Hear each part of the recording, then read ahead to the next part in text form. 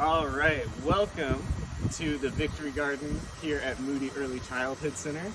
Thank you so much for volunteering to be a waterer. We're so glad that you're here. We're going to show you around the garden and give you some tips and tricks on how to water whenever you come out here. The first thing is, back here at the back of the garden, right next to this playground, you will find your water hose. It has a nozzle on it where you've got several different settings to choose from. The one that we're going to be using is going to be our shower setting. Before you turn on the water, it works out way better if you go ahead and unroll your hose first. So we're going to go ahead and take this hose all the way to the furthest bed.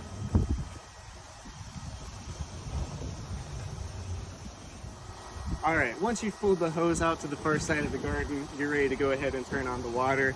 Here's how we do that here. Right here, we've got a splitter, which allows water to flow to different areas. We're gonna use this one on the right. If it's turned like this, that means the water's gonna be off. When it's turned like that, that means the water can flow. So we'll go ahead and turn that on. And we're ready to start watering. All right, when you're ready to water, you're gonna come up to your bed. Here we've got some little baby ochres. We're gonna give them a little bit of a drink. What you're gonna wanna do is just like nice and gently kind of water all areas of the bed. What you wanna do is keep the water moving so you get a nice even distribution. Also, you wanna avoid any puddling, so the more you keep the water moving, the better it's gonna be.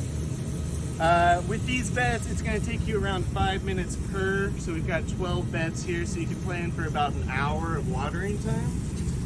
Again, what you want to do is just aim for the soil, keep the water moving so you get a nice even distribution of water all throughout the bed.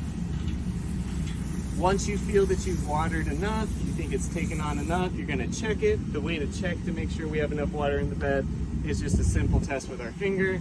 We stick it into the soil, about to your second knuckle or so, and you should be able to feel moisture all the way up to your second knuckle. If you feel that moisture, that means you did a pretty good job watering that bed, and it's time to move on to our next one.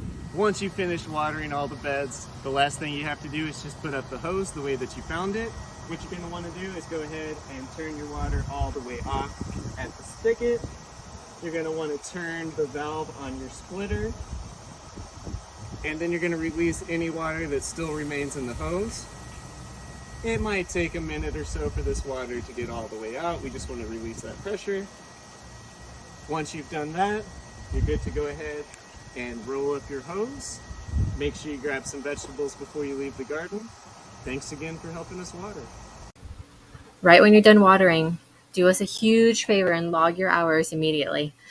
These hours are extremely important for us because, one, we make sure that the gardens have been cared for, and two, we use the volunteer hours to log our grant reports, and that in turn helps with funding. Now, you can log hours by going to the volunteer portal, by going to volunteerportal.gofarmersmarket.com, logging in, going to service, and posting your hours here. You can select the date that you watered, input the exact time that it took you to water, maybe 1 hour and 10 minutes or 1 hour and 9 minutes, whatever works, whatever the time was for you. Select the assignment, watering at whichever site that you are assigned to. And if you like, include any service notes.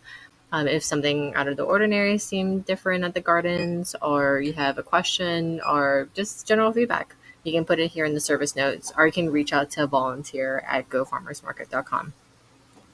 Once you're all done here, you just hit post. Are you sure? Yes. And that's it. Easy as pie.